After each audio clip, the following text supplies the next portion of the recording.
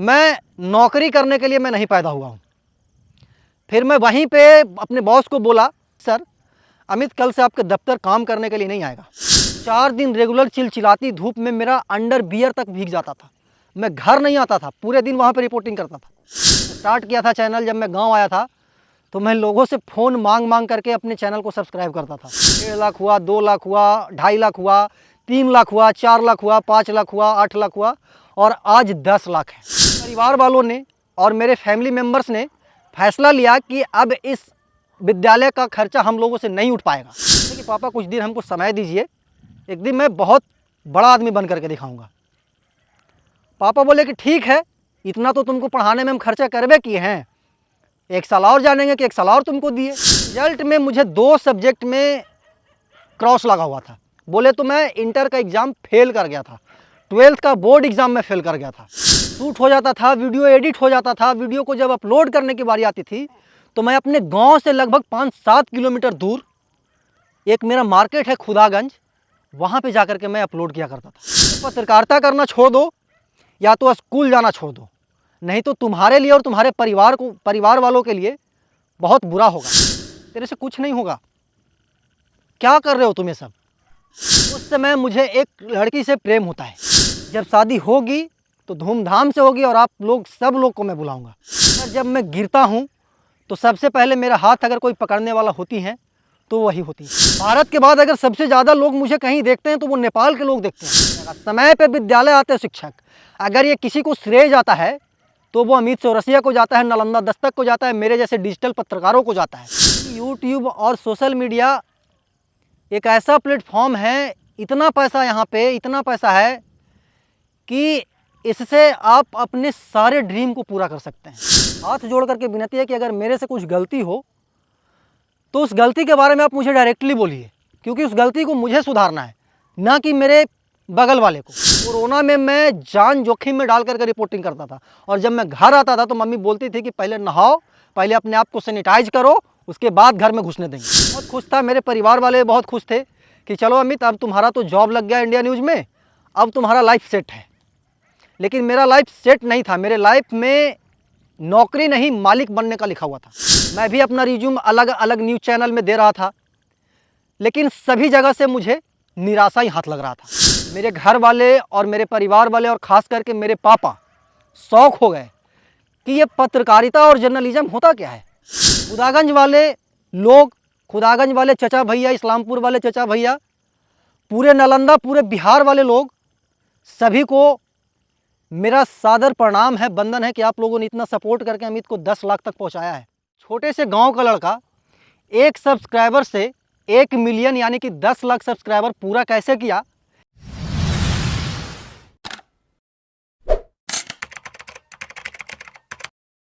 नमस्कार, प्रणाम, मैं अमित चौरसिया और आप देख रहे हैं नालंदा दस्तक। ये आवाज़ आपको आज से 3 साल पहले 14 अगस्त 2020 को पहली बार सुनाई दिया होगा मेरे यूट्यूब चैनल और फेसबुक चैनल पे। और आज बहुत अपार हर्ष के साथ बताना पड़ रहा है कि मेरे यूट्यूब चैनल पर 1 मिलियन सब्सक्राइबर्स, बोले तो 10 लाख सब्सक्राइबर आज हम लोगों ने पूरा कर लिया है।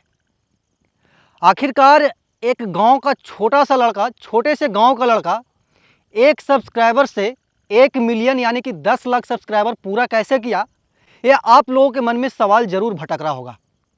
तो सभी सवालों का जवाब देने के लिए आए हैं। वीडियो को लास्ट तक देखिएगा कि आखिरकार मैंने यूट्यूब को अपना प्रोफेशन कैसे बनाया। जिसको गांव में लोग यूट्यूब को बस एक वीडियो देखने का जरिया समझते थे, उस गांव का लड़का आज यूट्यूब से कैसे लाखों कमा रहा है, सभी के बारे में विस्तार से बताएंगे।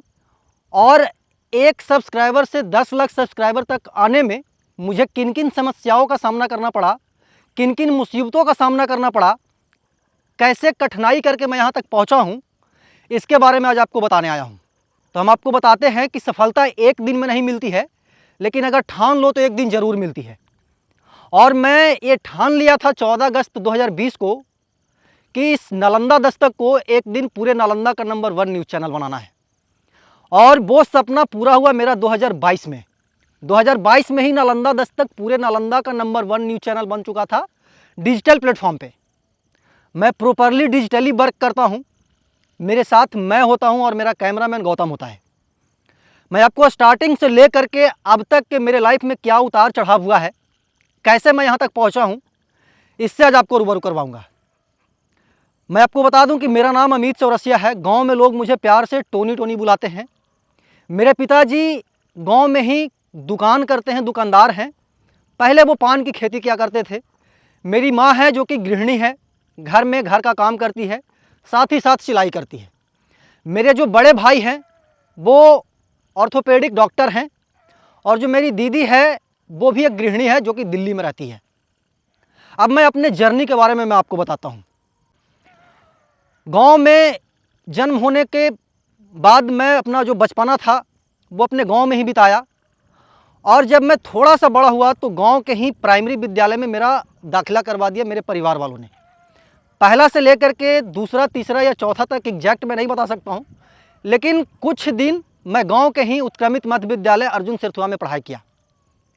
उसके बाद घर वाले और फैमिली वालों ने बताया कि गांव में पढ़ करके अमित का कैरियर नहीं बन सकता है। तो उसके बाद मुझे बगल के ही विद्या ज्योति स्कूल में मेरा नाम क्या बोलते हैं कि लिखवाया गया। वहाँ पे मेरा एडमिशन हुआ, और वहाँ पे क्लास 1 से लेकर के लगभग 6 या 7 तक मैं वहाँ पे पढ़ाई किया। अभी भी विद्या ज्योति स्कूल नारायणपुर में स्थापित है, वहाँ पे जा कर के आप मेरा डिग्री के बारे में पता कर सकते हैं। मैं वहाँ पे 6 क्लास तक पढ़ाई किया। उस समय मेरे घर का फाइनेंशियल कंडीशन बहुत ख़राब था। उस फाइनेंशियल कंडीशन को देखते हुए मेरे परिवार वालों ने और मेरे फैमिली मेम्बर्स ने फैसला लिया कि अब इस विद्यालय का खर्चा हम लोगों से नहीं उठ पाएगा। तो ना चाहते हुए मेरी मम्मी गांव के बगल के मार्केट यानी कि खुदागंज में 9th क्लास में मैं डायरेक्ट मेरा एडमिशन हुआ, और 9th और 10th मैं खुदागंज में ही रह करके पढ़ाई किया। 10th का एग्ज़ाम मैं 2015 में दिया था। 2015 में जब मैं 10th का एग्ज़ाम दिया तो मुझे प्रथम श्रेणी से उत्तीर्ण हुए हम, मतलब कि फर्स्ट डिवीज़न से मैं पास हुआ 10th क्लास में। उसके बाद मैं 12th करने के लिए हुलासगंज इंटर कॉलेज हुलासगंज गया। जो इंटर की पढ़ाई होती है, तैयारी होती है, वो मैं कोटा और राजस्थान और पटना जा कर के नहीं किया। मैं पहले ही बता रहा हूँ कि मेरा जो फैमिली का जो बैकग्राउंड था वो बहुत रिच नहीं था, बहुत ही मीडियम परिवार के हम लोग क्या बोलते हैं कि छत्र छाया में पले हैं। तो खुदागंज में ही द कॉन्सेप्ट क्लासेस में रह करके मैं इंटर और 12 का पढ़ाई किया। जब इंटर का एग्ज़ाम चल रहा था क्या बोलते हैं कि 2017 में, तो मैं बहुत मेहनत से और बहुत लगन से और बहुत एक्साइटेड होकर के 12th का एग्ज़ाम दिया। और 12th के एग्ज़ाम में मैं एग्ज़ाम तो बहुत अच्छा से दिया था, लेकिन जब रिज़ल्ट आया तो रिज़ल्ट में मुझे 2 सब्जेक्ट में क्रॉस लगा हुआ था। बोले तो मैं इंटर का एग्ज़ाम फेल कर गया था, 12th का बोर्ड एग्ज़ाम में फेल कर गया था। अब सोचिए कि गांव में अगर कोई इंटर और मैट्रिक में फेल होता है तो उससे ज़्यादा उसके परिवार वालों को भुगतना पड़ता है, सुनना पड़ता है। ये जो गांव के सोसाइटी होते हैं, आप कितना मेहनत किए हैं, आप कितना मेहनत से परीक्षा दिए हैं, कितना मेहनत से तैयारी किए हैं, ये सब वो नहीं देखेंगे। वो देखेंगे आपका एक कागज़ का टुकड़ा जिसको बोलते हैं मार्कशीट, और उस मार्कशीट में साफ अक्षरों में लिखा हुआ था फेल्ड, मतलब कि मैं इंटर में फेल हो गया। और फेल होने के बाद गांव में लोग इतना मुझे ताना मारते थे, इतना ताना मारते थे कि मैं कुछ दिनों तक मैं घर से बाहर नहीं निकलता था। मेरे पापा गांव में दुकानदारी करते हैं, आपको पहले ही बताया। गांव में लोग जो मेरे हेटर्स थे वो आकर के मेरे पापा को बोलते थे कि तुम्हार बेटवा कैसे फेल हो गलो, अब कौची कर। तो एक तो मुझे यहाँ तक बोल दिए थे कि तुम्हारा बाप दुकानदार है, तुम भी दुकान ही चलाओगे, क्योंकि इंटर में तो तुम फेल हो गए हो। मैं उस बातों को इतना क्या बोलते हैं कि अपने हार्ट पे लिया, और उसके बाद से मैं उसी दिन से तैयारी में लग गया कि नहीं, मुझे 12th पास करना है, और 12th पास करके मुझे कुछ ना कुछ करना है अपने लाइफ में। फिर मैं कंपार्टमेंट का एग्ज़ाम दिया, और कंपार्टमेंट के एग्ज़ाम में आपका अमित पास हो जाता है। वहाँ पे मैं पास हुआ तो मेरे घर वाले और मेरे फैमिली वाले लोग पूछने लगे कि अमित अब बताओ कि तुम करोगे क्या, 12th तो पास हो गए हो। तो मैं स्पष्ट अक्षरों में बोला कि मैं अगर कुछ करूँगा तो मैं पत्रकारिता करूँगा, जर्नलिज्म करूँगा। मेरे घर वाले और मेरे परिवार वाले और ख़ास करके मेरे पापा शौक हो गए कि ये पत्रकारिता और जर्नलिज्म होता क्या है। गांव घर में लोग डॉक्टर, इंजीनियर, डीएम, एसडीएम, दरोगा, पुलिस ये सब जानते हैं, लेकिन जर्नलिज्म क्या होता है, जर्नलिस्ट क्या होता है, ये किसी को बारे में सच में पता नहीं था। मैंने अपने भैया को बताया कि जर्नलिज्म में एक अच्छा कैरियर है, वहाँ पे 3 साल का कोर्स होता है, उसको पढ़ करके हम भी अपना कैरियर बना सकते हैं जर्नलिज्म के फील्ड में। पापा को ठेठ हिंदी में बताए कि टीवी पर जो देखा हूँ न्यूज़ देवे वाला बन भी हमें।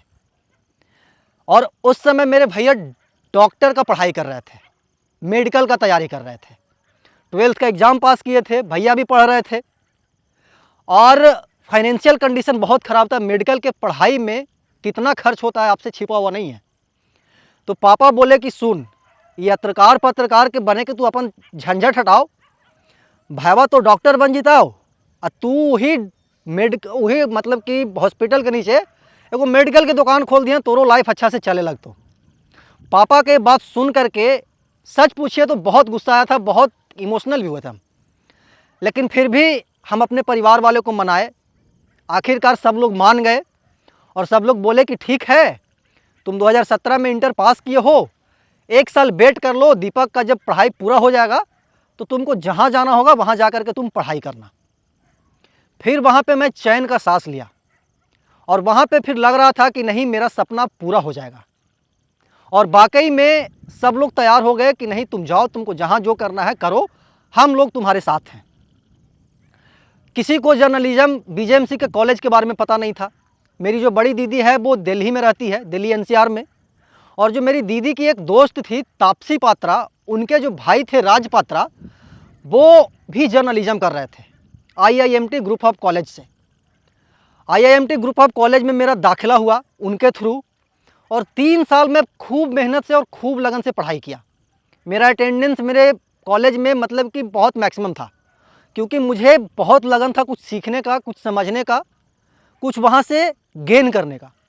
तो 3 साल में जर्नलिज्म को बहुत अच्छे से पढ़ा। गांव का अमित वहाँ पे जा कर के अपने आप को कैसे 3 साल बिताया है, ये अगर हम 3 साल की कहानी आपको बताने लगे तो पूरी रात कम पड़ जाएगी। खैर, जब मेरा 4th सेमेस्टर मतलब कि कंप्लीट हुआ तो 5th सेमेस्टर से जो बच्चे होते हैं किसी भी क्या बोलते हैं कि 3 साल वाले कोर्स के 5th सेमेस्टर से लोग इंटर्नशिप, जॉब, वैकेंसी, फलाना ढिमकाना के लिए भटकने लगते हैं। सेम कंडीशन मेरा भी था। मैं भी अपना रिज्यूम अलग अलग न्यूज़ चैनल में दे रहा था, लेकिन सभी जगह से मुझे निराशा ही हाथ लग रहा था। फिर मैं और मेरी एक छोटी बहन बोल सकते हैं, उसे शिखा नाम है, मैं और शिखा गया इंडिया न्यूज़ के दफ्तर में अपना सीवी देने के लिए। नेशनल न्यूज़ चैनल है, टीवी पे वो चैनल आती है। वहाँ पे सीवी देने के लिए गया, रिज्यूम देने के लिए गया, तो वहाँ पे मैं सिलेक्ट हो गया। और सिलेक्ट हो गया तो मुझे डिजिटल प्लेटफॉर्म पे वर्क करने का सौभाग्य प्राप्त हुआ 5th सेमेस्टर में। और वहाँ पे मैं बहुत अच्छे से काम कर रहा था। 2-3-5 दिन मैं काम भी किया, बहुत लगन से, बहुत मेहनत से, क्योंकि मैं बहुत खुश था, मेरे परिवार वाले बहुत खुश थे कि चलो अमित, अब तुम्हारा तो जॉब लग गया इंडिया न्यूज़ में, अब तुम्हारा लाइफ सेट है। लेकिन मेरा लाइफ सेट नहीं था। मेरे लाइफ में नौकरी नहीं, मालिक बनने का लिखा हुआ था। और मेरे दादा भी बोलते हैं कि 10 रुपये के नौकर बनने से बेटर है 5 रुपये के मालिक बन जाओ, बहुत मज़ा आएगा काम करने में। एक दिन हुआ क्या कि मैं इंडिया न्यूज़ ऑफिस जा रहा था और ऑफिस जाने के दौरान मुझे रास्ते में लेट हो गया। दिल्ली का ट्रैफिक आप लोग को बहुत अच्छे से पता होगा, 1-1 घंटा ट्रैफिक लाइट में फंसे रह जाते हैं लोग। दफ्तर में लेट हो रहा है, कहाँ लेट हो रहा है, किसी को कोई मतलब नहीं। मैं भी उस दिन दफ्तर लेट पहुंचा, इंडिया न्यूज़ के ऑफिस।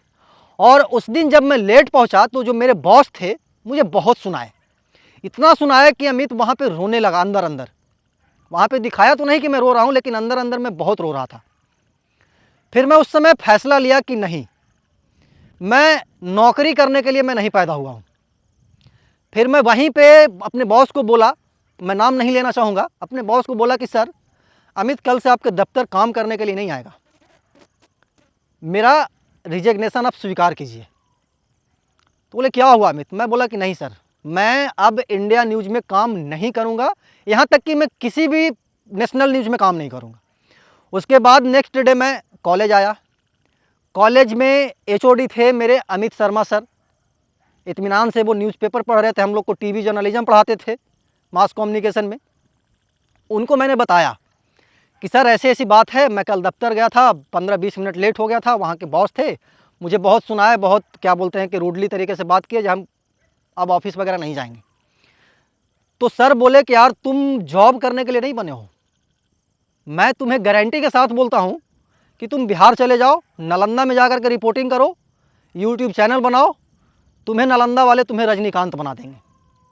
मैं सर के बातों को दिल पे लिया और 14 अगस्त 2020 को मैं अपने यूट्यूब चैनल का निर्माण किया। और यूट्यूब चैनल पे जब मैं नया नया चैनल बनाया था, तो पहले की जो वीडियो थी, मेरे पास कुछ संसाधन नहीं थे, मेरे पास कैमरा नहीं थे, मेरे पास माइक नहीं थे 30,000 के जो माइक मैं भी लेकर के चलता हूँ, मेरे पास 1 लाख के कैमरा नहीं थे, मेरे पास अगर कुछ थे तो 10,000 का फ़ोन था और बोया का 600 रुपये वाला माइक था। पार्क में बैठ करके, चिलचिलाती धूप में बैठ करके 5 मिनट के वीडियो को बनाने में एक डेढ़ घंटा लगता था, क्योंकि पार्क में बहुत सारे लोग होते थे, शर्म उतना ही आता था, लोग क्या बोलेंगे, क्या करेंगे, क्या सोचेंगे, ये सब सोच करके 5 मिनट का वीडियो बनाने में मुझे कभी कभी 1 से डेढ़ घंटा लगता था। फिर भी मैं ठान लिया था कि मैं करूँगा तो यूट्यूब ही करूँगा, और उसके बाद से मैं लगातार यूट्यूब पे काम करते गया। 1 से 1.5 साल में मेरा चैनल मोनेटाइज हो गया, चैनल से कुछ पैसे आने लगे, और धीरे धीरे एक कहावत मुझे याद आ रहा है कि मैं अकेला ही चला था जाने वे मंजिल, मगर लोग साथ आते गए और कारवां बनता गया। जब 1 लाख सब्सक्राइबर मेरे चैनल पर पूरा हुआ, तो मैं और मेरे परिवार वाले और मेरे गांव वाले इतना खुश थे कि मैं बता नहीं सकता हूँ, मैं वर्णन नहीं कर सकता हूँ। मेरे मम्मी पापा इतना इमोशनल हो गए थे कि उनके आँख से आंसू आने लगा था, कि कभी वो बोला करते थे मेरे मम्मी पापा कि तू क्या कर रहा है, क्या तुम वीडियो वगैरह बनाते रहते हो, उससे पैसा वगैरह मिलेगा तुमको? क्योंकि गांव में अगर आप कुछ कर रहे हैं और अगर आप पैसा नहीं कमा रहे हैं, तो आपके परिवार वाले और आपकी सोसाइटी वाले सबसे पहला सवाल यही करते हैं कि तुम पैसा कितना कमा रहे हो। तो मैं उस समय पापा को बोलता था, कोरोना में मैं जान जोखिम में डाल करके रिपोर्टिंग करता था, और जब मैं घर आता था तो मम्मी बोलती थी कि पहले नहाओ, पहले अपने आप को सैनिटाइज करो, उसके बाद घर में घुसने देंगे। उस दौर को जब मैं याद करता हूँ तो लगता है कि नहीं, उस समय जो मैं किया था उसका आउटपुट मुझे अब देखने के लिए मिल रहा है। जब मैं गांव से माइक लेकर के निकलता था तो गांव वाले लोग मुझे पागल घोषित कर दिए थे कि सिकंदरा के बेटवा पगला गए, एगो मोबाइल एगो माइक लेकर के बौड़ाइल चलाए दिने दोपहरिया। उस समय मेरे पास रिपोर्टिंग करने के लिए बाइक भी नहीं था, एक बाइक होता था और उसी बाइक से कभी पापा को जाना होता था, कभी मुझे जाना होता था। पापा टैंक में पेट्रोल फुल करवाते थे और उसको जब हम ख़त्म करके ला करके घर पे लगा देते थे, तो सच पूछिए पापा बहुत गुस्सा होते थे कि यार हम पेट्रोल डालते हैं, तुम रिपोर्टिंग करने जाते हो, ना कुछ कमाते हो, ना कुछ देते हो हमको फ़ायदा क्या है, तुम बंद कर दो ये सब से कुछ नहीं होगा, तुम जाओ कंपनी में काम करना। लेकिन उस समय हम पापा को बोलते थे कि पापा कुछ दिन हमको समय दीजिए, एक दिन मैं बहुत बड़ा आदमी बन करके दिखाऊंगा। पापा बोले कि ठीक है, इतना तो तुमको पढ़ाने में हम खर्चा करवे किए हैं, 1 साल और जानेंगे कि 1 साल और तुमको दिए, 1 साल और चलो दिए हम तुमको। जब 1 लाख सब्सक्राइबर मेरा पूरा हो गया था तो उस समय मेरे चैनल से 8,000, 9,000, 10,000 ऐसे ही आया करते थे। तो जब धीरे धीरे मुझे पैसे आने लगे तो मेरे घर वाले भी अब समझ गए कि नहीं, इतना दिन मेहनत किया तो इतना आ रहा है। और सच पूछिए तो वो जो आंकड़ा था धीरे धीरे बढ़ता गया, 1 लाख हुआ, 1.5 लाख हुआ, 2 लाख हुआ, 2.5 लाख हुआ, 3 लाख हुआ, 4 लाख हुआ, 5 लाख हुआ, 8 लाख हुआ, और आज 10 लाख है। और जो मेरे रेवेन्यू का जो ग्राफ था 8,000, वो आज इतना है कि मैं बहुत अच्छे से कुछ भी खरीदना होता है तो मैं अपने परिवार वालों पे डिपेंडेंट नहीं होता हूँ। पहले मुझे कुछ खरीदना होता था तो मैं अपने मम्मी पापा को बोलता था, और आज अगर कुछ मुझे खरीदना होता है तो बस एक बार माइंड में आता है कि मुझे इसकी ज़रूरत है, वो नेक्स्ट डे मेरे हाथों में होता है। आप इसी से अंदाज़ा लगा लीजिए कि गांव का अमित यूट्यूब को अपना प्रोफेशन और अपना कैरियर कैसे बनाया। मैं यूट्यूब पे पत्रकारिता करता हूं, और पत्रकारिता करना कितना चैलेंजिंग है इस दौर में आपसे छिपा हुआ नहीं है। आप लोग आए दिन सुनते होंगे कि पत्रकार को अपराधियों ने गोली मार दिया, पत्रकार को अपराधियों ने ये कर दिया, वो कर दिया, फलाना कर दिया, ढिमकाना कर दिया। मुझे भी बहुत सारे चैलेंज से गुजरना पड़ता है, लेकिन मैं उस चैलेंज को बहुत ही आसानी से झेलता हूँ, और लोगों को समझाने में मैं हमेशा सफल रहता हूँ। उनको मैं बताता हूँ कि यार मैं जो कर रहा हूँ ना वो आपके लिए कर रहा हूँ, मैं अपने लिए नहीं कर रहा हूँ। मुझे क्या मतलब है कि आपके सोसाइटी में बदलाव हो, मुझे क्या मतलब है कि कहीं पे भ्रष्टाचार हो रहा है तो उसको बंद करवाएं जा करके। मेरे परिवार वाले बहुत खुश हैं, मेरे मम्मी पापा अच्छा खासा पैसा कमाते हैं, मेरे भैया भी बहुत अच्छा खासा पैसा कमाते हैं। मैं भी चाहूँ तो दुकान पर बैठ करके आराम से 20-25 हज़ार रुपया कमा सकता हूँ। लेकिन नहीं, मैं जो काम कर रहा हूँ ना, मैं आपके लिए काम कर रहा हूँ, अपने लिए नहीं कर रहा हूँ। फिर जो मुझे धमकी देते हैं वो समझते हैं कि नहीं, वाकई में अमित सोसाइटी के लिए काम कर रहा है, वाकई में अमित समाज के लिए काम कर रहा है। तो फिर मैं उनको समझाता हूँ तो वो समझते हैं। बहुत सारा चैलेंज आता है, मैंने अपने पत्रकारिता के जीवन में बहुत कुछ हासिल किया है। मेरे वीडियोज़ की वजह से बहुत सारी चीज़ों में बदलाव आया है। क्या मैं हासिल किया हूँ, क्या मेरे वीडियो से बदलाव आया है, ये भी मैं आपको बताता हूँ। पहला बार मेरा वीडियो एक स्कूल का वायरल हुआ था। मैं इस्लामपुर से रिपोर्टिंग करके ही आ रहा था। 2021 के लास्ट का वो वीडियो था। विद्यालय में मैं रिपोर्टिंग करने के लिए गया था। ढोबडीहा उस विद्यालय का क्या बोलते हैं कि लोकेशन था। और वहाँ पे मैं मैडम से जा कर के पूछा था कि मैडम आप बताइए, पढ़ा तो रहे हैं आप बच्चे को, लेकिन आप बताइए कि जनवरी फरवरी का स्पेलिंग क्या होता है। मैडम बताने में असमर्थ हो गई थी। और वो वीडियो जब मैं यूट्यूब पे अपलोड किया, मैं फेसबुक पे अपलोड किया, तो यकीन मानिए एक दिन में 5, 6, 10 मिलियन, मतलब कितना व्यूज गया था। ये देख करके मैं शौक हो गया था। मुझे पता ही नहीं था कि मिलियन क्या होता है। वो तो मेरे विनय भारती दोस्त थे, वो बताया कि अमित जी आपका वीडियो वायरल हो रहा है, आप फेसबुक पे वायरल हो रहे हैं, आपको मतलब कि लोग फॉलो कर रहा है, लोग देख रहा है। अलग अलग नंबर से मेरे पास मतलब कि वीडियो का लिंक आ रहा था। मैं एकदम शौक हो गया था, भाई मैं क्या कर दिया हूँ। और जब ये वीडियो वायरल हुआ तो उसके 2-3 दिनों के बाद कुछ शिक्षक माफिया मुझे ब्लैकमेल करके इस्लामपुर के बीआरसी केंद्र बुलाए। मैं और मेरा उस समय का कैमरामैन रंजू, मैं सोचा कि वहाँ पे जाएंगे तो वो हमें सराहना करेंगे कि बहुत अच्छा काम किया हो, लेकिन नहीं, मेरा सोचना एकदम गलत था। जब मैं बीआरसी केंद्र गया तो वहाँ पे कम से कम 20, 25, 50 की संख्या में जो दबंग शिक्षक थे, शिक्षक नेता थे, वो मेरे गाड़ी के आगे कम से कम 20-25 गाड़ी लगा दिए। और वो साफ शब्दों में बोले हमको कि तुम या तो पत्रकारिता करना छोड़ दो या तो स्कूल जाना छोड़ दो, नहीं तो तुम्हारे लिए और तुम्हारे परिवार वालों के लिए बहुत बुरा होगा। उस समय यंग ब्लड था और अभी भी मैं यंग हूँ, नो डाउट। मैं बोला उन शिक्षकों को कि सर एक बात बताइए, आप कभी अपने बच्चे को सरकारी स्कूल में पढ़ने के लिए भेजते हैं? और मैंने क्या गुनाह किया आपके विद्यालय में जा कर के? अरे मैं तो रियलिटी ही दिखाया हूँ ना कि आपके मैडम को नहीं आ रहा, उनको बोलिए ये सब का ज्ञान हो उनको। बच्चे को जब खुद उनको नहीं पता है तो बच्चे को वो क्या पढ़ाएंगे? बहुत तू मैं हुआ उन सभी शिक्षकों से, उन सभी शिक्षक माफियाओं से, लेकिन मैं वहाँ पे डरा नहीं। मुझे लगा कि यार मैं जो कर रहा हूँ वाकई में इससे एक बदलाव आ सकता है। और उसके बाद से मैं लगातार अलग अलग विद्यालयों में जा कर के रिपोर्टिंग किया। और आज एक ऐसा समय है, ऐसा समय आया बिहार में कि सभी विद्यालयों में बीपीएससी के थ्रू शिक्षकों की बहाली होने लगी। सभी विद्यालयों में के पाठक इतना टाइट कर दिए कि शिक्षक को छुट्टी लेने के लिए सोचना पड़ता है कि नहीं, छुट्टी तो नहीं चलेगा, समय पे विद्यालय आते हैं शिक्षक। अगर ये किसी को श्रेय जाता है तो वो अमित चौरसिया को जाता है, नालंदा दस्तक को जाता है, मेरे जैसे डिजिटल पत्रकारों को जाता है। ये मैं नहीं, ये मेरे दर्शक कमेंट बॉक्स में बताते हैं कि अमित जी अगर विद्यालयों में पढ़ाई नहीं होती है ना तो बच्चे टीचर से बोलते हैं कि अच्छे से पढ़ाइए, नहीं तो अमित चौरसिया को बुला दूंगा।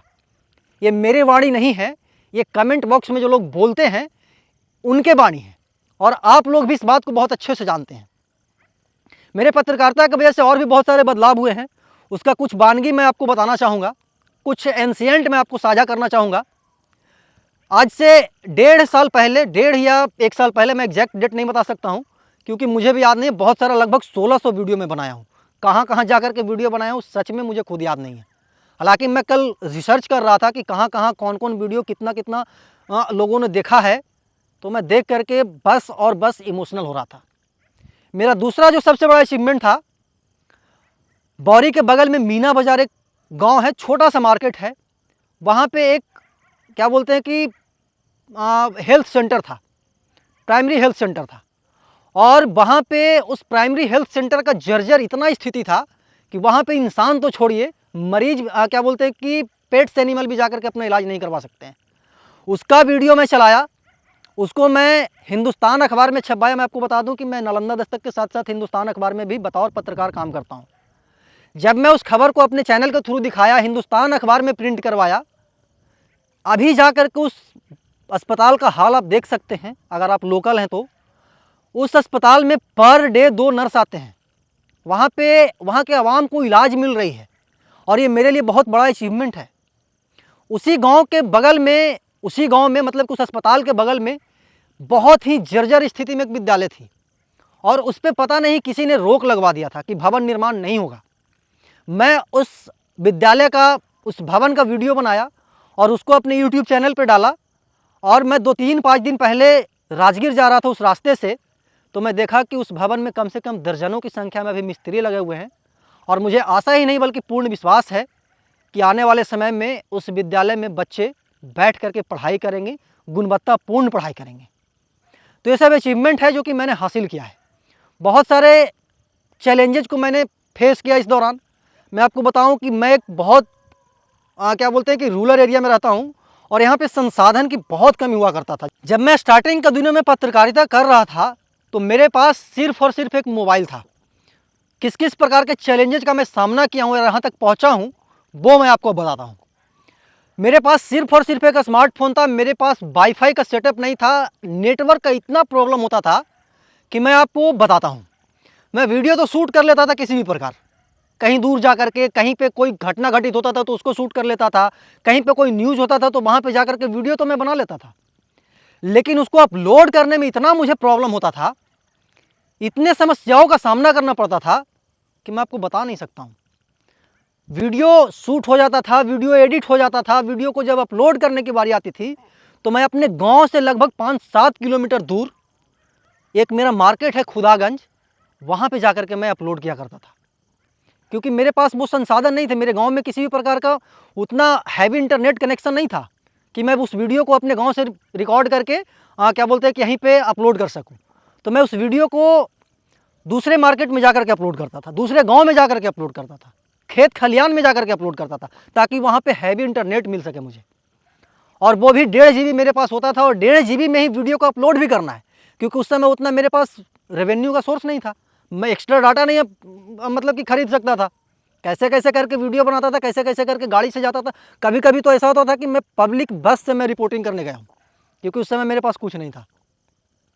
और इतना मेहनत किया हूँ ना भाई कि अब उस सभी चीज़ों को मैं याद कर रहा हूँ तो मतलब कि आँख से आंसू निकलने रहा है। नालंदा नरसंहार हुआ था, आप लोग को बहुत अच्छे से पता होगा, 2021 में लोदीपुर में एक ही परिवार के 6 लोगों की हत्या कर दी गई थी। और वो मेरे जर्नलिज्म लाइफ का सबसे दर्दनाक और सबसे इमोशनल न्यूज़ कवर करना था मेरे लिए। उस समय मेरे पास उतना एक्सपीरियंस भी नहीं था। मैं वहाँ पे 4 दिन रेगुलर चिलचिलाती धूप में मेरा अंडर बियर तक भीग जाता था। मैं घर नहीं आता था, पूरे दिन वहाँ पे रिपोर्टिंग करता था, पानी पी पी करके पूरा दिन रिपोर्टिंग करता था। और उस समय भी बहुत सारे वहाँ पे जो डिजिटल पत्रकार थे वो बोलते थे कि यार तुम कुछ नहीं कर पाओगे, तेरे से कुछ नहीं होगा, क्या कर रहे हो तुम ये सब। हम बोलते थे सर आप जो कर रहे हैं ना वही हम भी कर रहे हैं, और आप में और मेरे में बस इतना अंतर है कि आप जर्नलिज्म नहीं किए हैं और मैं मास कम्युनिकेशन करके ये कर रहा हूँ। तो इतना तो ज़रूर है कि मुझे समझ है पत्रकारिता का कि कैसे करना है और क्या करना है। मैं लगातार करते गया। फिर धीरे धीरे सब कुछ मेरे हिसाब से चल रहा था। मैं उस समय यूट्यूब के बारे में इतना नॉलेज नहीं था मुझे। और आपको बहुत अच्छे से पता हो कि जो देश के एक बहुत बड़े पत्रकार हैं रवीश कुमार, पहले NDTV में काम करते थे और वो NDTV से रिजाइन दे दिए थे और वो अपना एक यूट्यूब चैनल बनाए थे। और मैं उनके वीडियो को डाउनलोड करके अपने चैनल पर अपलोड कर दिया। और अपलोड करने के बाद उनके टीम के द्वारा मेरे यूट्यूब चैनल पर स्ट्राइक दे दिया गया।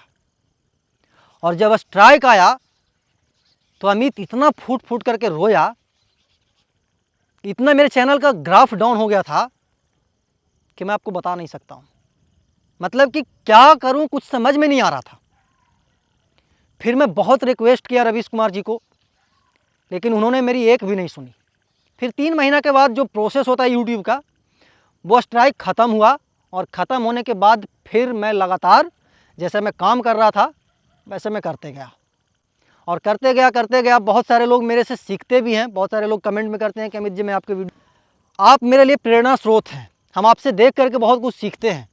और बहुत सारे तो मेरे ऐसे दोस्त हैं कि जो मेरे सामने स्टार्ट किए, आज वो भी उनके चैनल पे भी 15-20 हज़ार और 25 हज़ार 30 हज़ार सब्सक्राइबर्स हैं, और वो लोग मेरे लिए एक पैर पे खड़े होते हैं। और जो मैं आपको बता रहा था कि कौन मेरा पैर खींचते थे, कौन मुझे सपोर्ट करते थे, इस पर भी थोड़ा सा नज़र डाल लें तो अगर सबसे ज़्यादा मुझे किसी ने डिमोटिवेट किया है स्टार्टिंग के दिनों में, तो वो थे मेरे गांव वाले। मैं ये बात बोलने में थोड़ा सा भी कुरेद नहीं करूँगा। वो मुझे तो नहीं बोलते थे, इनडायरेक्टली मुझे पता चल जाता था कि फलान बाबू तोर बारे में ये चीज़ बोल रहा हमें, फलानमा कर लो कि कर दिया, ई कर रहा है, वो कर रहा है, कुछ नहीं कर पाएगा, पगला गया। वो तो मैंने स्टार्टिंग में बताया आपको। तो सबसे ज़्यादा अगर मुझे किसी ने डिमोटिवेट किया है तो गांव के ही कुछ लोग हैं, और उनको मैं आजीवन नहीं भूल सकूंगा। और जब भी मैं सफल होता हूं तो सबसे पहले उनके घर पे मिठाई पहुंचाता हूं, क्योंकि जो आपसे जलते हैं, जो आपको देखना नहीं चाहते हैं, जो आपको क्रिटिसाइज करते हैं, आप उनको सफल होकर के दिखाइए, वही उनके लिए तमाचा है। तो मैं लगातार अचीवमेंट हासिल कर रहा हूं। 2023 में मुझे सर्वोच्च शिखर सम्मान से सम्मानित किया गया पत्रकारिता में उत्कृष्ट योगदान के लिए। और आए दिन आप मेरे पर्सनल प्लेटफॉर्म पे देखते होंगे, जैसे यूट्यूब, फेसबुक, इंस्टाग्राम और भी जितने भी डिजिटल प्लेटफॉर्म हैं, वहाँ पे मैं अपने आप को बहुत अपडेट रखता हूँ। लोग मुझे इतना प्यार करते हैं, लोग मुझे इतना सपोर्ट करते हैं कि कभी कभी मैं भावुक हो जाता हूँ। और ये सिर्फ़ और सिर्फ मेरे मेहनत और आप लोग के सपोर्ट की वजह से संभव हो पाया है, पॉसिबल हो पाया है। मैं बहुत अच्छे से अपना काम कर रहा था, और बहुत अच्छे से मैं कर रहा हूँ भी, और बहुत आगे भी जाना है, और आप लोगों ने यहाँ तक पहुँचाया है। और मुझे आशा ही नहीं बल्कि पूर्ण विश्वास है कि आप लोग इस नालंदा दस्तक न्यूज़ चैनल को आज 1 मिलियन सब्सक्राइबर तक पहुँचाया है, और आने वाले समय में इसे 11 लाख, 12 लाख, 15 लाख, 20 लाख, 30 लाख, 35 लाख, 40 लाख, 50 लाख, और यहाँ तक कि करोड़ों में इसको आप लोग ले जाएंगे। और मैं अपने प्रोफेशन से, मैं अपने काम से मैं बहुत खुश हूँ। खुश होने का सबसे बड़ा रीज़न एक ये भी है कि आजकल मैं देखता हूँ कि गांव के लोग अपने नौकरी के तलाश में, 2 वक्त की रोटी कमाने के तलाश में पता नहीं क्या क्या करते हैं। कितना उनके लिए मतलब कि कठदाई होता होगा, दुखदाई होता होगा। 15-20 हज़ार का जॉब करने के लिए वो दिल्ली जाते हैं, मुंबई जाते हैं, मद्रास जाते हैं, लुधियाना जाते हैं, पंजाब जाते हैं। सोचिए कि मैं कितना सौभाग्यशाली हूँ कि मुझे मेरा कर्म भूमि और जन्मभूमि एक जगह पे मिला है। मैं जहाँ पे पैदा हुआ हूँ वहीं पे मैं काम कर रहा हूँ, अपने मम्मी पापा के साथ रह करके काम कर रहा हूँ। ये सबसे बड़ा मेरे लिए प्लस पॉइंट है। जब होली दीपावली होता है और जो लोग बाहर में काम करते हैं और वो घर आकर के अपना दुखड़ा बताते हैं कि यार ऑफिस में 4 दिन के लिए छुट्टी लेकर के आए हैं, यार मुझे कल जाना है, परसों ट्रेन है, रिजर्वेशन करवा रहे हैं, टिकट नहीं मिल रहा है, फलाना ढिमकाना, लॉट्स ऑफ थिंग्स। तो वो सब देख करके उनसे ज़्यादा मैं इमोशनल हो जाता हूँ कि यार सोचो मैं भी ऐसा ही होता अगर उस दिन मैं इंडिया न्यूज़ को रिजाइन नहीं देता तो। सोचिए मैं बहुत लकी हूँ कि मुझे जन्मभूमि और कर्मभूमि एक जगह पे मिला है। अच्छा खासा मैं रेवेन्यू जनरेट कर रहा हूँ यूट्यूब और फेसबुक से। मैं किसी के अंडर में नहीं हूँ, सबसे बड़ी बात यह है। मैं नौकर नहीं हूँ, मैं मालिक हूँ। भले ही मैं 10 रुपये का मालिक रहूँ, भले ही मैं 2 रुपये का मालिक रहूँ, लेकिन मुझे कोई ये नहीं बोलेगा कि तुमको ये करना है वो करना है। मैं यूट्यूब का अपना प्रोफेशन बनाया है, मैं फेसबुक का अपना प्रोफेशन बनाया है। और मुझे फेसबुक के बारे में पता नहीं था।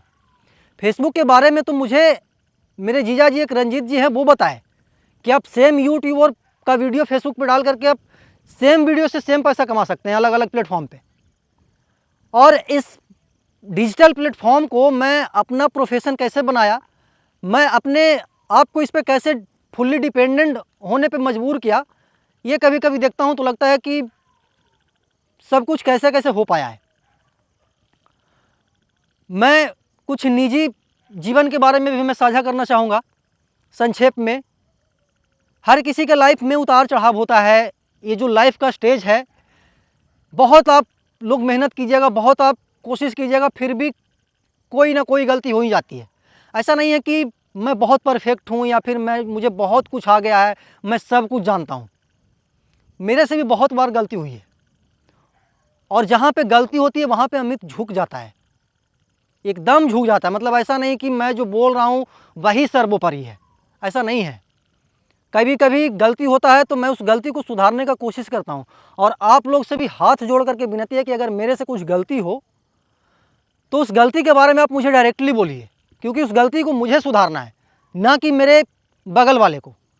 तो अगर आप मेरे में कोई गलती देखिए तो आप डायरेक्ट मुझे बोलिए, मेरा नंबर है आप लोगों के पास, आपसे मैं डायरेक्टली मिलता हूँ। भाई, मैं बहुत नॉर्मल ज़िंदगी जीता हूँ भाई, ऐसा नहीं है कि मेरा 10 लाख सब्सक्राइबर हो गया है तो मैं हवा में बात करता हूँ। मैं जैसे पहले था, आज से 3 साल पहले था, वैसे ही आज भी हूँ। उस समय भी मैं नॉर्मल भाषा में रिपोर्टिंग करता था, आज भी मैं नॉर्मल भाषा में रिपोर्टिंग करता हूँ। कुछ ऐसा नहीं है कि मैं बहुत बड़ा तोप छोड़ दिया हूँ 1 मिलियन सब्सक्राइबर करके। बहुत छोटी अचीवमेंट है मेरे लिए, बहुत बड़ी अचीवमेंट नहीं है। इसे बहुत आगे ले जाना है और आप लोग ले जाएंगे, मुझे पूर्ण भरोसा है, मुझे पूर्ण विश्वास है। बहुत सारे लोग पूछते हैं कि अमित जी आप कितना कमाते हैं। हर एक वीडियो का कमेंट बॉक्स में कमेंट होता है कि मुझे भी कमाना है, मुझे भी यूट्यूब पे अपना कैरियर बनाना है। तो मैं आपको बताऊं कि यूट्यूब और सोशल मीडिया एक ऐसा प्लेटफॉर्म है, इतना पैसा यहाँ पे, इतना पैसा है कि इससे आप अपने सारे ड्रीम को पूरा कर सकते हैं। सारे ड्रीम को, कुछ भी ऐसा आपका ड्रीम नहीं होगा कि आप डिजिटल मीडिया से पूरा नहीं कर सकते हैं। बशर्ते आपको इसमें रेगुलरली काम करना होगा, बशर्ते इसमें आपको मतलब कि मेहनत करना होगा। ऐसा नहीं कि एक वीडियो आज डाले, दूसरा वीडियो 5 दिन के बाद वाले 10 दिन के बाद डाले। टेक्निकल नॉलेज आपके पास होनी चाहिए। आपके पास बहुत बड़ा इक्विपमेंट्स नहीं कि आपके पास 1 लाख का कैमरा हो, 1 लाख का माइक हो, वगैरह वगैरह, नथिंग। आपके पास अगर 10,000 का फ़ोन भी है ना, तो आप 10,000 के फ़ोन से पर मंथ 10 से 20 या 25-30 हज़ार रुपये कमा सकते हैं, जैसे मैं कमा रहा हूँ। मेरे पास तो अब सब कुछ है आप लोग के दया से, मेरे मेहनत के बदौलत। लेकिन इसको यहीं तक सीमित नहीं रखना है। मैं और केवल मैं हूँ यहाँ पे इस चैनल में। एक मैं रहता हूँ और मेरा एक कैमरामैन होता है, जो कि आज भी कैमरे के पीछे है। रात के 12:46 हो रहे हैं, मतलब कि 1 बजने को है। और हम लोग दिन रात नहीं देखते हैं कि दिन है, रात है, दोपहर है, संझा है, धूप है, बारिश हो रहा है, ठंडी है। भाई साहब, 3-3 बजे सुबह में 2-2 डिग्री सेल्सियस पे हम लोग रिपोर्टिंग करने जाते थे। रात में मतलब कि पूरा पैर सिकुड़ जाता था, पूरे बॉडी के स्ट्रक्चर एकदम टाइट हो जाते थे। ऐसे ही नहीं मैं यहाँ तक पहुँचा हूँ। बहुत सारे लोग बोल देते हैं कि यार यूट्यूब पे 10 लाख सब्सक्राइबर हो गए, बड़ी तोप थोड़ी छोड़ दे के। भाई आप भी करके देखिए ना, आपको समझ में आ जाएगा कि मैं कितना मेहनत किया हूँ और कितना मेहनत करके मैं यहाँ तक पहुँचा हूँ। ऐसे ही हवा में गोली मार करके नहीं यहाँ तक आया हूँ। आप अगर मेहनत कीजिएगा तो आपको भी सफलता मिलेगी। मैं आपको बार बार बोलता हूँ कि सफलता एक दिन में नहीं, लेकिन एक दिन अवश्य मिलती है। कॉलेज के दिनों में जो मैं आपको पार्क की मैं बात बता रहा था, पार्क में जब मैं वीडियो बनाता था तो उस समय के मेरे दोस्त थे, शिखा थी, अनु थी, आयुषी थी, आर्यन थे, आदित्य थे, हैप्पी थे, और भी बहुत सारे दोस्त थे, बहुत सारे। 1-2 लोगों का नाम अगर छूट जाए तो एक्सट्रीमली सो सॉरी, क्योंकि वीडियो बहुत ज़्यादा लंबा हो चुका है। और अब थोड़ा सा इसको संक्षेप में करके मैं अपनी इस वीडियो को समाप्त करूँगा। जब मैं गांव आया तो गांव में भी मुझे बहुत सारे लोग सपोर्ट किया। ऐसा नहीं है कि सब के सब मेरे पैर ही खींचने वाले थे। गांव में भी बहुत सारे दोस्त थे, बहुत सारे क्या बोलते हैं कि मेरे पड़ोस के लोग थे, उन्होंने मुझे सपोर्ट किया और आज भी वो सपोर्ट करते हैं। और जो लोग मेरा विरोध करते थे, जो लोग मुझे क्रिटिसाइज़ करते थे, वो लोग आज मेरे से टिप्स मांगते हैं कि अमित मुझे भी टिप्स बताओ, मैं भी यूट्यूब पे काम करके पैसा कमाना चाहता हूँ।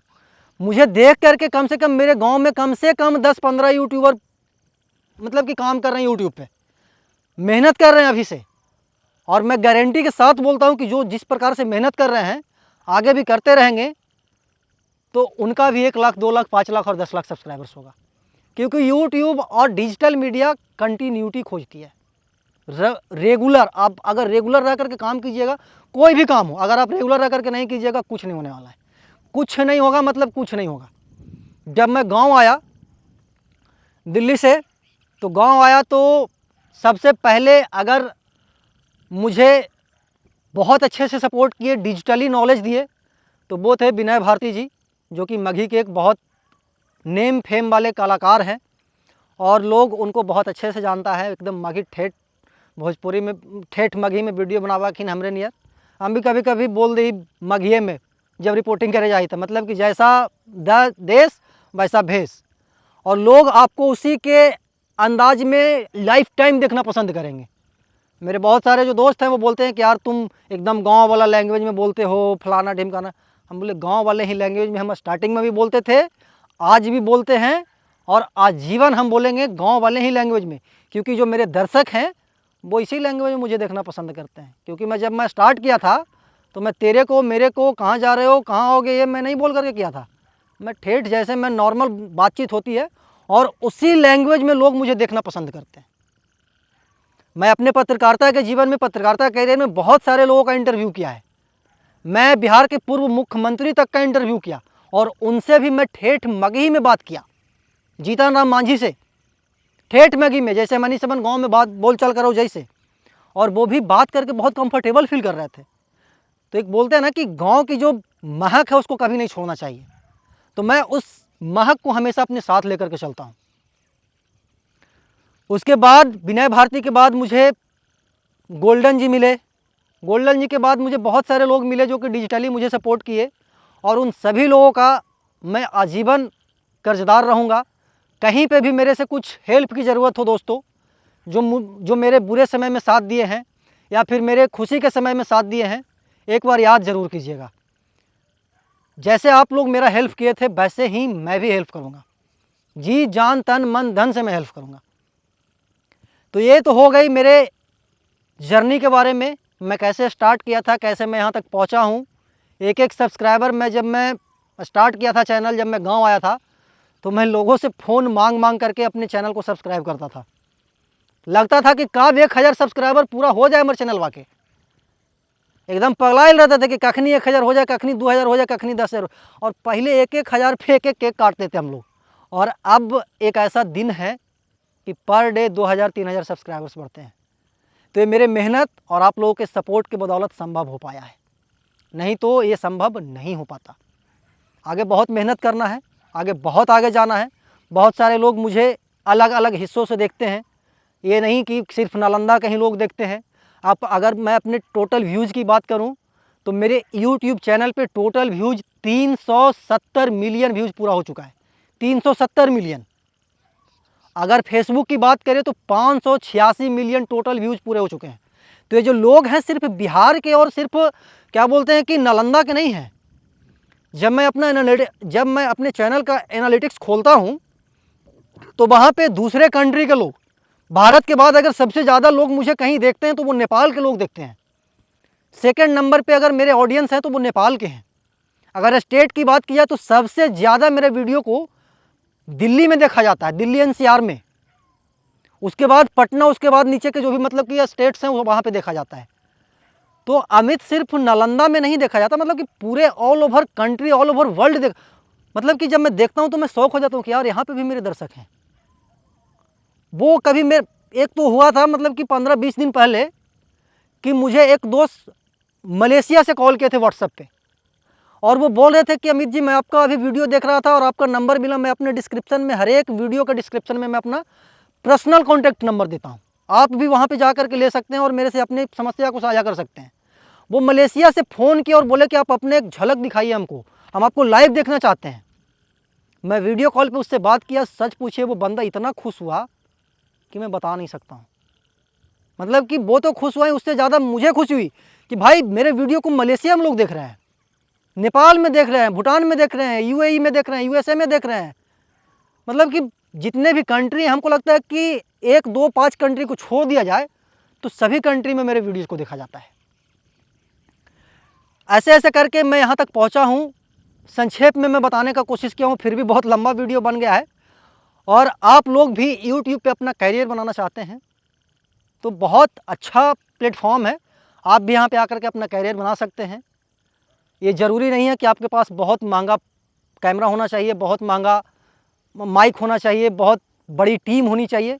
टीम की तो बात ही मत कीजिए। अगर आप चाहें ब्लॉगिंग करते हैं तो अकेले वीडियो बना करके आप लाखों करोड़ों महीने का कमा सकते हैं। Saurabh Joshi live example, per day वो 1 लाख रुपया कमाता होगा।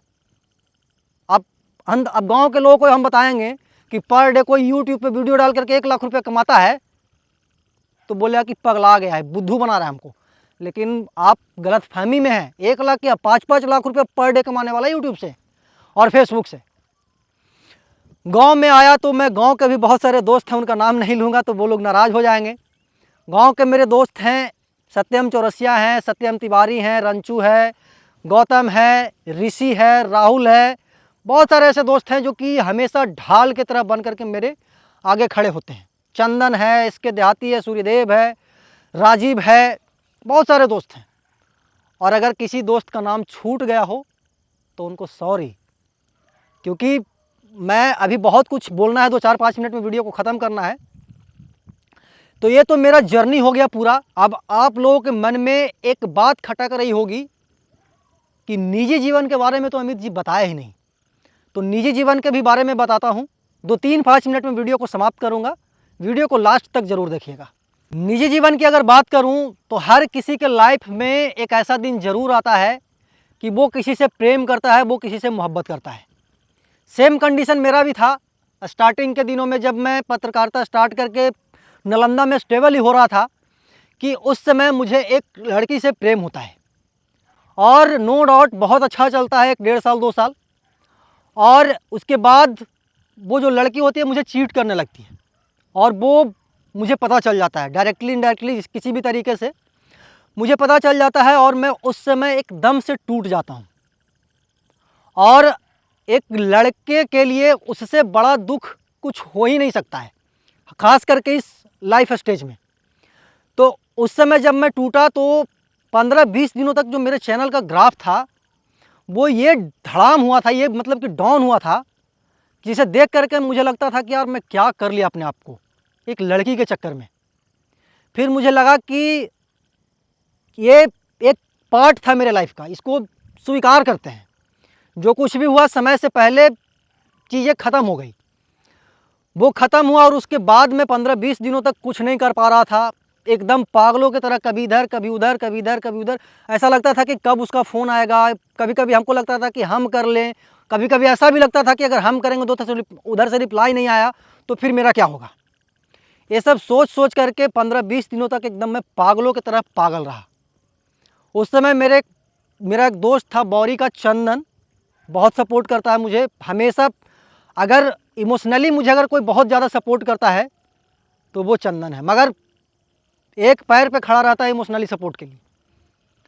और उस समय वो मुझे बहुत मोटिवेट किया, बहुत समझाया, बहुत कुछ अप्रिशिएट किया कि देखो अमित, तुम्हारा लाइफ यहीं तक सीमित नहीं है, तुम उसके लिए नहीं बने हो, तुम उससे भी बेटर डिजर्व करते हो, तुम वाकई में उससे बेटर डिजर्व करते हो यार, तुम स्टार हो नालंदा के, तुम ये बात को समझो। और उस समय मेरे चैनल पे 2 या 2.5 लाख सब्सक्राइबर था जिस समय ये सब इंसिडेंट हुआ था मेरे साथ। फिर मैं उसके बातों को समझा, उसके बातों को गहन किया, अपने अंदर झांक करके देखा कि यार ये सही बोल रहा है। और उस बात को मैं अपने हार्ट पे लिया और हार्ट पे लेने के बाद इतना स्पीडली मैं वर्क किया कि उन सभी चीज़ों को एक डस्टबिन में रख करके आगे बढ़ता गया, आगे बढ़ता गया, आगे बढ़ता गया। 2 लाख सब्सक्राइबर हुए, 3 लाख सब्सक्राइबर हुए, 4 लाख हुए, 5 लाख हुए, 6 लाख हुए, 7 लाख हुए, 8, 9, 10 लाख तक हम पहुंच गए। और अगर सोचिए उसी बात को हम पकड़ करके बैठे रहते तो मैं यहाँ तक नहीं पहुँच पाता। तो जो लाइफ में आपके साथ कुछ दुर्घटना हो तो उसको हमेशा निगेटिव वे में मत लीजिए। कभी कभी कोई चीज़ होना बहुत ज़रूरी होता है आपके लाइफ में। कुछ दिन पहले मेरी एक दोस्त है, वो मुझे क्योट मतलब कि एक पंक्ति लिख करके भेजी थी, लाइन लिख करके भेजी थी कि अगर किसी चीज़ को ज़मीन के अंदर रखा जाए तो ये ज़रूरी नहीं कि उसको दफनाया ही गया है, उसको बोया भी जा सकता है। मैं क्या कह रहा हूँ आप समझ रहे होंगे। अगर गेहूं को ज़मीन के अंदर रखा गया है तो उससे अनाज उत्पन्न होंगे, ज़रूरी नहीं है कि वो डस्ट ही बन करके मतलब कि ख़त्म हो जाएंगे। तो कभी कभी ज़िंदगी में एक्सीडेंट और दुर्घटना भी होना बहुत ज़रूरी है। और अब मैं अपने लाइफ में बहुत खुश हूँ, मैं अपने प्रोफेशन से बहुत खुश हूँ और अभी अगर मौजूदा मेरे पर्सनल लाइफ की बात की जाए, निजी लाइफ की बात की जाए, तो मेरे जीवन में अभी एक लड़की है, उसका मैं नाम नहीं लेना चाहूँगा। बहुत केयर करती हैं, बहुत रिस्पेक्ट करती हैं और उम्मीद है, उम्मीद ही नहीं बल्कि पूर्ण विश्वास है कि आजीवन वो मुझे इसी तरीके से सपोर्ट करेंगी। अगर जब मैं गिरता हूँ तो सबसे पहले मेरा हाथ अगर कोई पकड़ने वाला होती हैं तो वही होती हैं और मैं बहुत खुश हूँ उनको पा करके। वो कहीं भी रहें, मैं ईश्वर से ही दुआ करता हूँ कि वो खुश रहें, क्योंकि मेरे खुशी में तो सब कोई मेरे साथ होता ही है। स्वाभाविक सी बात है, आप भी, आपके पास भी जब कोई खुशी आएगी, जब कुछ अचीवमेंट हासिल करेंगे तो पूरा ज़माना आपके साथ होगा। लेकिन जब आप नाराज़ होंगे, जब आपके पास कोई नहीं होगा, कुछ दिशा नहीं दिखाई दे रहा होगा और उस समय अगर आपके साथ कोई खड़ा हो तो वो इंसान आपके लाइफ में कितना बड़ा वैल्यू रखता है वो आप समझ सकते हैं। तो जब भी मैं टूटता हूँ तो सबसे पहले अगर कोई उठाती है मुझे तो वो लड़की है। आप लोग को मन में सवाल आता है ना कि शादी कब कीजिएगा, तो मैं भी रेडी हूँ, मेरे घर वाले भी रेडी हैं।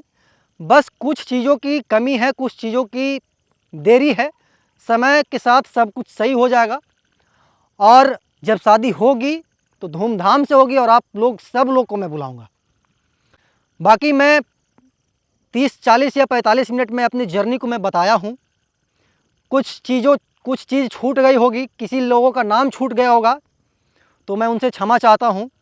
और आप लोगों ने जिस प्रकार से अमित चौरसिया को नालंदा का नंबर 1 बनाया है, पूरे मगध का नंबर 1 बनाया है, आप लोगों से आशा ही नहीं बल्कि पूर्ण विश्वास है कि आप लोग इसे एक दिन बिहार का भी नंबर 1 बनाइएगा, देश का भी नंबर 1 बनाइएगा। अभी मैं हूँ अकेले, मैं आपको पहले ही बताया कि मैं अकेला ही चला था जाने में मंजिल, मगर लोग साथ आते गए और कारवा बनता गया। तो मेरे पास करोड़ों लोगों का कारवा है, मैं अकेला नहीं हूँ। मेरे पास 10 लाख लोगों का परिवार है, करोड़ों लोग मुझे देख चुके हैं और ये मैं मतलब कि मेरे अंदर गुरूर नहीं, मैं बस बता रहा हूँ कि लोग इतना मुझे प्यार करते हैं, प्रेम करते हैं, सपोर्ट करते हैं। जब मैं कभी कभी अपने यूट्यूब चैनल को खोल करके देखता हूँ तो लगता है कि यार 3 साल पहले अपने आप को देखो, कलवा से अमित एक माइक लेकर के ताड़ वाला मोबाइल चलता था और आज इस अमित से मिलने के लिए लोग कहाँ कहाँ से आते हैं इंटरव्यू लेने के लिए। तो ये मेरे लिए बहुत खुशी की बात है कि आप लोग इस चैनल को यहाँ तक पहुँचाए हैं। मेरे किसी भी वाणी से, मेरे किसी भी रिपोर्टिंग से आपको थोड़ा सा भी क्वेश्चन मार्क हो तो आप मुझे डायरेक्टली कॉल कर सकते हैं। डायरेक्टली मेरे हर एक वीडियो के डिस्क्रिप्शन में, मेरे चैनल के अबाउट में मेरा नंबर है पब्लिश। आप मुझे डायरेक्ट कॉल कर सकते हैं, आप मुझे मेल कर सकते हैं और आप मेरे से डायरेक्टली कांटेक्ट कर सकते हैं, बात कर सकते हैं कि अमित जी आप यहाँ पे गलत कर रहे हैं। और मैं गारंटी के साथ बोलता हूँ कि उस चीज़ को मैं सुधारने का कोशिश करूँगा। खुदागंज वाले लोग, खुदागंज वाले चचा भैया, इस्लामपुर वाले चचा भैया, पूरे नालंदा, पूरे बिहार वाले लोग, सभी को मेरा सादर प्रणाम है, वंदन है कि आप लोगों ने इतना सपोर्ट करके अमित को 10 लाख तक पहुंचाया है और आगे भी इस अमित को, इस नालंदा दस्तक को आगे ले जाइएगा। बाकी आखिरी में फिर मैं वही पंक्ति दोहराने का कोशिश करता हूं कि सफलता एक दिन में नहीं मिलती है, मेहनत करते रहिए, एक दिन ज़रूर मिलेगी। बाकी आप मेरे इस जर्नी के बारे में क्या सोचते हैं? जो मुझे जीरो से लेकर के यहाँ तक देखे हैं वो बहुत अच्छे से समझ पा रहे होंगे कि मैं कितना मेहनत करके यहाँ पे आया हूँ।